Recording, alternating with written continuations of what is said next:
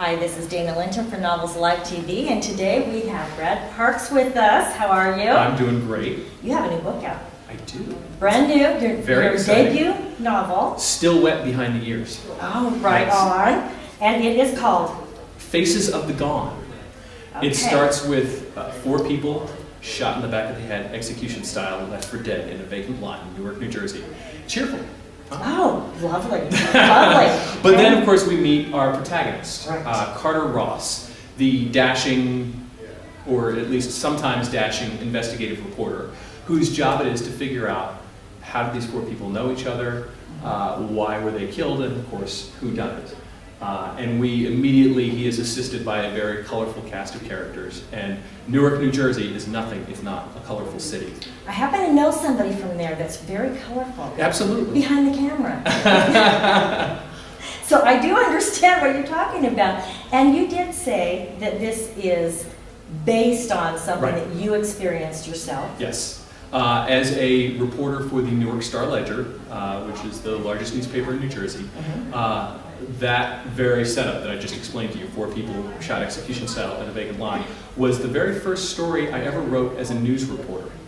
I had been a sports reporter my whole life, and they transferred me to news, and they said, hey, 4 people were killed over the weekend. And so, there I am. I'm used to sporting events, which have cheerleaders and, fireworks and free beer in the press box, which is, of course, the best part. And, no free beer in the press box at that crime scene. And I'm kind of like, you go down, it's a gritty, vacant lot, there's weeds that are this high, there's trash strewn everywhere, and I can go and pick amongst the weeds and see the spot where these people bled to death. Yeah. I mean, the blood stains in the soil, and it was just this Sombering. and talk about, they call the sports department the toy department. I'm not in the toy department anymore. I mean, this is real life. And the other thing that was very different about it is, in sports, you always got a final score. You knew the winner, you knew the loser. Here, we don't know the final score. We don't know why these people were killed or who done it. So, I mean, it was a real life mystery. And I think the part of me that had always been trained to tell stories and to be able to complete the narrative felt unrequited, which is why after a month or 2, I kind of sat down at my computer and this crime had not been solved, and I started solving it. Like, what happened here? I don't know. Let's start trying to figure it out. And so that... And you wrote the story. And that, yes. Now, what I fictionalized and what happened in real life had nothing to do with each other once the crime was actually solved. But did they ever find out who did they did. The case never went to trial, so we don't know for sure if the man they accused was guilty.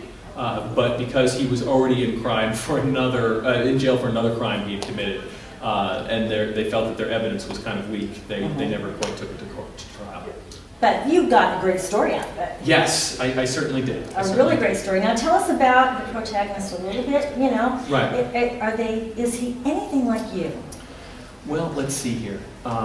He's kind of a tall, stiff white guy, brown hair parted on the side, blue eyes, 6'1", 185, likes to wear khaki pants and kind of boring clothing. Nothing like you. Yeah, really an incredible fictional creation. I'm very, very creative, fertile mind, everything like But that. I think, writers, that's what we do. I mean, we right. write what we know, and I think if you're writing yourself, you like to think of yourself as the hero, so probably bring out the best part of you? Well, yeah, and Carter Ross is probably some idealized version of me in ways. But I really do think of him as a separate character. I mean, when I picture Carter stumbling into a housing project in Newark, I'm not seeing myself. I'm seeing Carter Ross, and he is definitely a different guy. As a writer, there are conveniences to having a protagonist who is kind of like you, because I know what it's like to be a 6'1", 190-pound white guy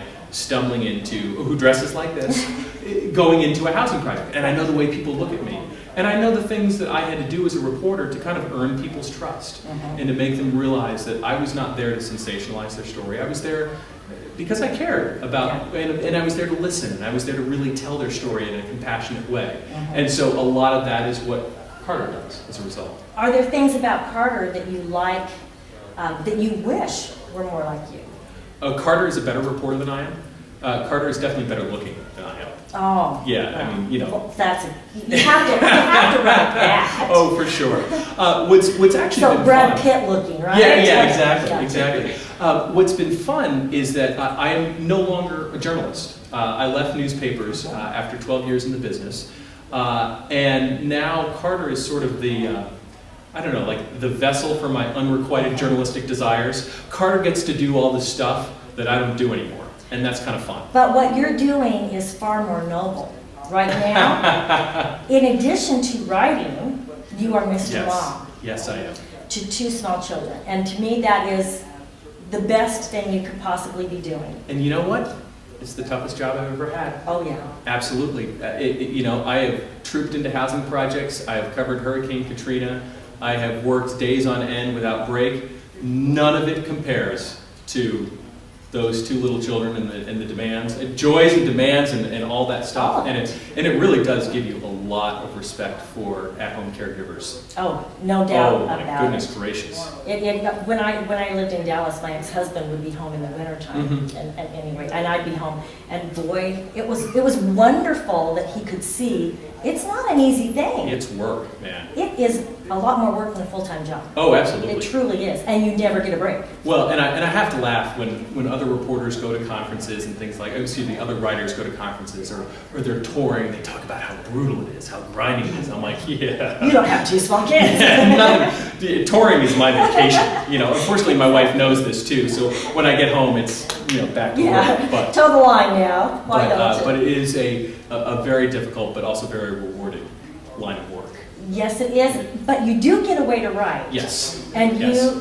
and I can imagine that trying to write at home isn't Not terribly easy. Well, I hear every once in a while about these writers. Generally, they're stay-at-home moms who can write during nap time or things like that. Boy, I respect the heck out of that, but I can't do it. Yeah, I have to escape. And where do you go? I go to, this is a terrible plug, but I go to the Hardee's, the local Hardee's restaurant, because it has 3 things that I personally need. 1, it's about 5 miles away, so I can't hear my kids screaming. Exactly. 2, no wireless internet access, so there's no email, Twitter, Facebook, none of those distractions.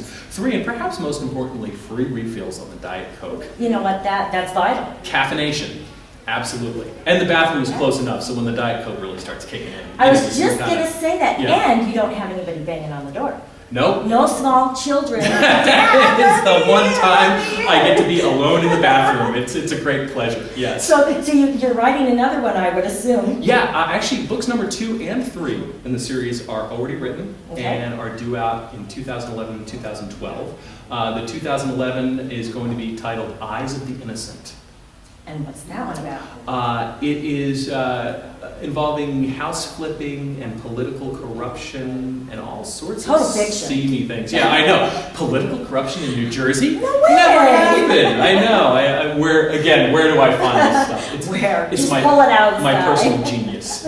But yeah, once again, inspired by events that I covered and things that I saw with that wonderful fictional twist.